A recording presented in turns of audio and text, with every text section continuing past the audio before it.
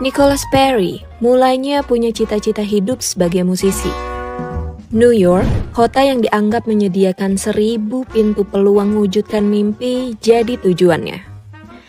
Tapi Perry sadar, New York begitu keras. Kesadaran itulah yang kemudian membawanya ke dunia baru yang kelak melambungkan namanya, sekaligus menghisapnya pelan-pelan. Ya, dunia konten.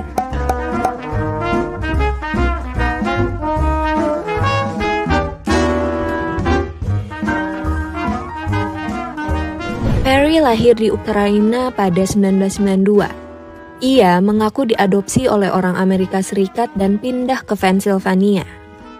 Masa kecilnya ia pernah cerita nggak baik-baik amat. Di usia 7 misalnya, Perry sudah konsumsi antidepresan. Menginjak remaja, ia didiagnosis mengalami ADD dan OCD. Perjalanannya di YouTube dimulai saat ia bikin konten soal vegan, tepatnya pada 2014. Tapi jadi vegan ternyata nggak mudah buatnya. Dalam beberapa kesempatan, ia mengaku stres mengikuti gaya hidup vegan yang dianggapnya kayak nggak masuk akal. Nah, dari situ Perry mulai fokus pada satu konten yang sudah jadi fenomena global, mukbang. Dalam 5 tahun terakhir, ia begitu rajin mempertontonkan dirinya tengah menyantap aneka makanan, mostly produk cepat saji. Mulai dari mie instan, burger, pizza, sampai kentang goreng. Engagement di setiap kontennya cukup mengesankan. Rata-rata ia mendulang ratusan ribu hingga jutaan views.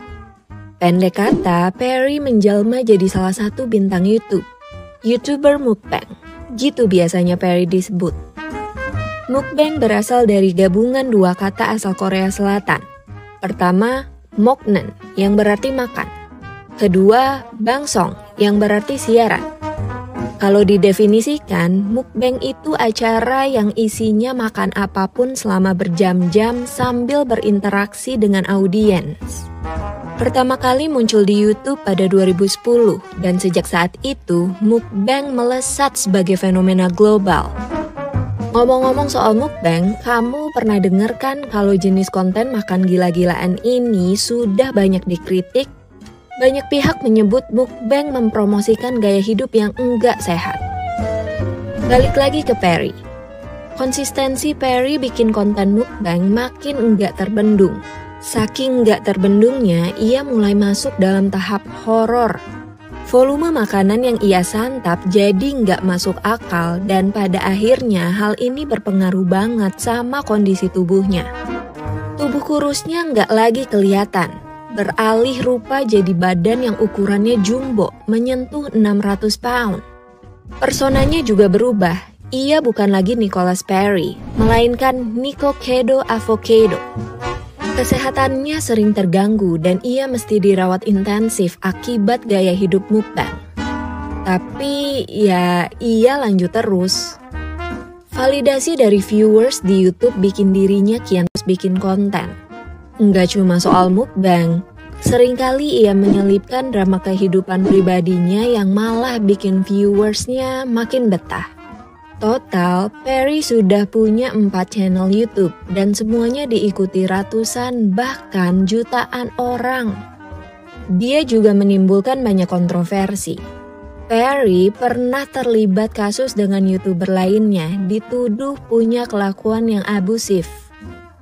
Sekali lagi, Perry seperti nggak ambil pusing. Ia tetap bikin konten demi memuaskan viewersnya. Masifnya media sosial, terutama YouTube, telah menciptakan relasi yang unik antara audiens dan pembuat konten.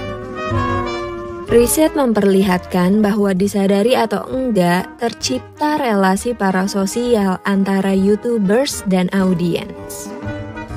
Relasi parasosial membuat batas antara nyata dan fiksi nyaris kabur.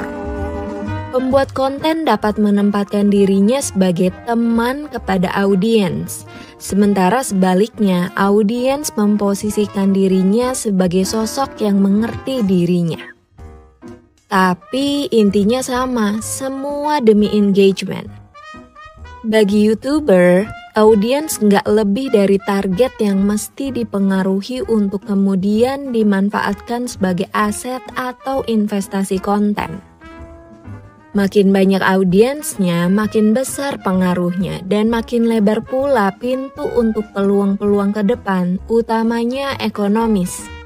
Sementara bagi audiens, makin dekat mereka dengan pembuat konten, maka ekspektasi mereka turut meningkat.